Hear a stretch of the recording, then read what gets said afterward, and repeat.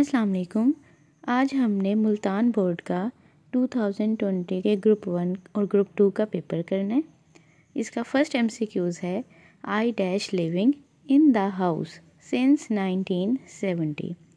Since और for वाले sentences आपको पता है परफेक्ट कॉन्टीन्यूअस वाले होते हैं, और जब भी ये वाले सेंटेंसेस होते हैं तो हमने has been, have been, had been, will have been, shall have been के साथ ING वाली फॉर्म लेनी होती है।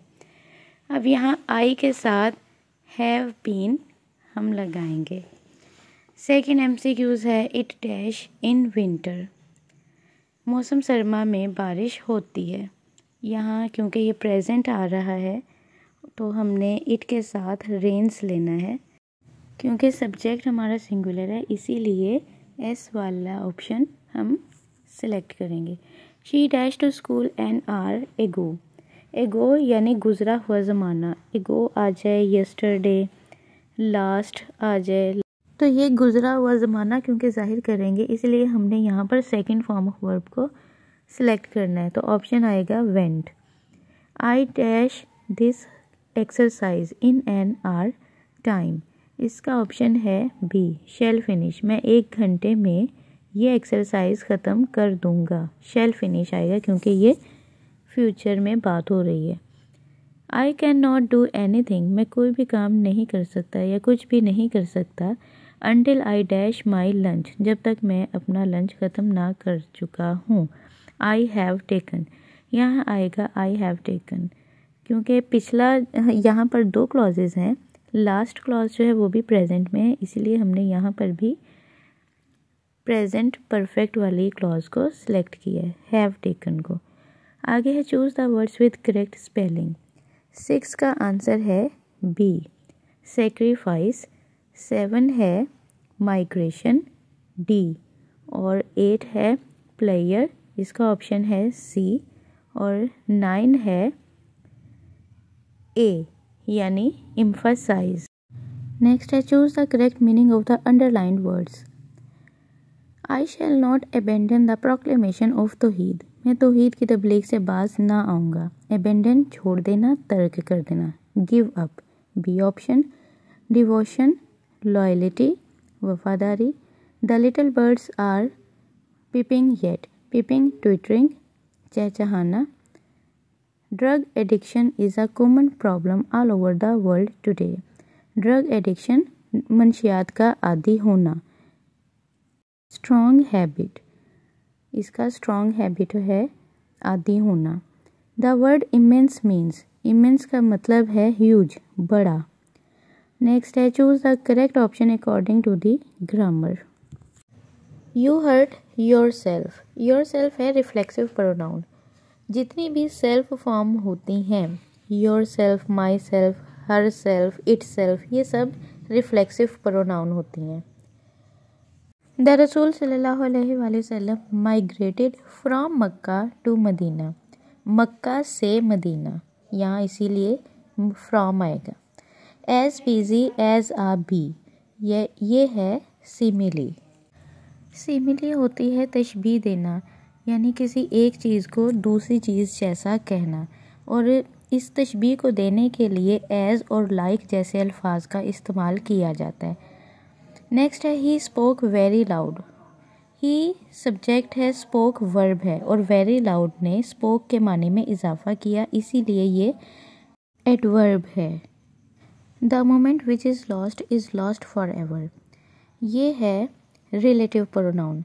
जब 2 सेंटेंसेस को मिलाने के लिए क्वेश्चन वर्ड का इस्तेमाल किया जाता है तो वो रिलेटिव प्रोनाउन कहलाते हैं। What, where, when, why, whose, whom, how, which, ये सब इंट्रोगेटिव अल्फाज हैं, इंट्रोगेटिव प्रोनाउन हैं, लेकिन जब इनको 2 क्लॉजेस के दरमियान में कनेक्ट करने के लिए इस्तेमाल किया जाता है तो ये रिलेटिव प्रोनाउन बन जाते हैं।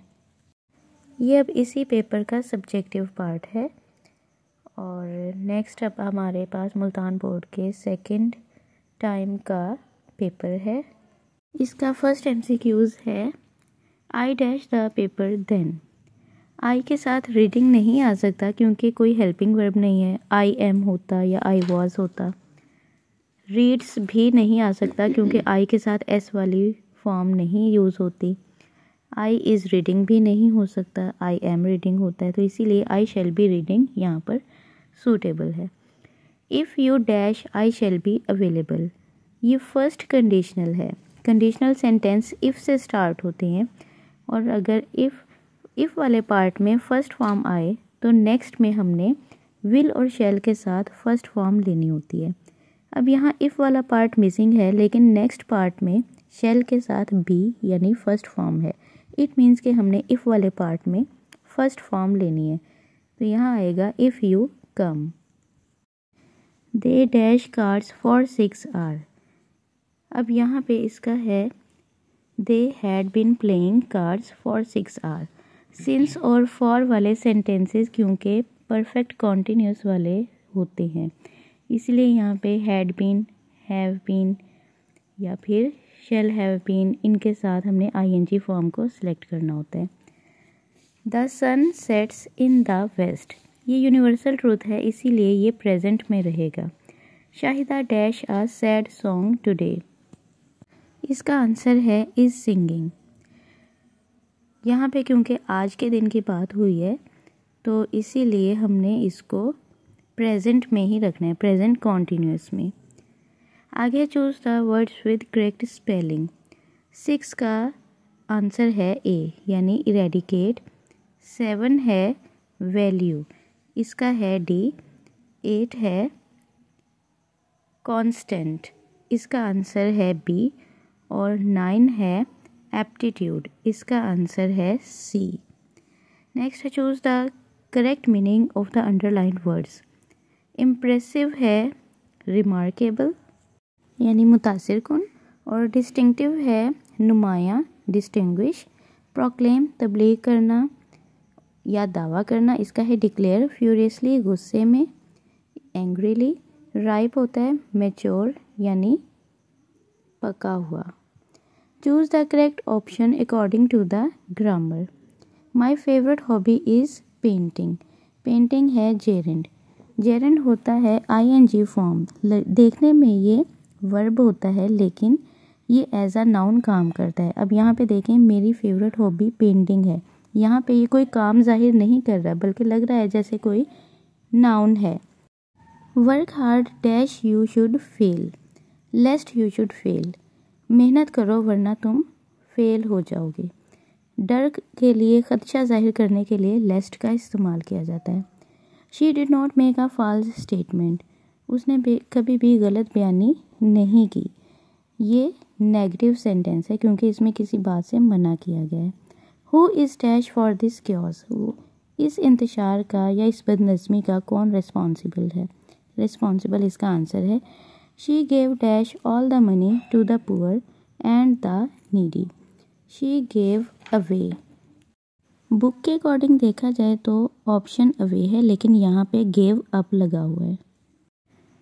नेक्स्ट ये अब इसी पेपर का सब्जेक्टिव पार्ट है।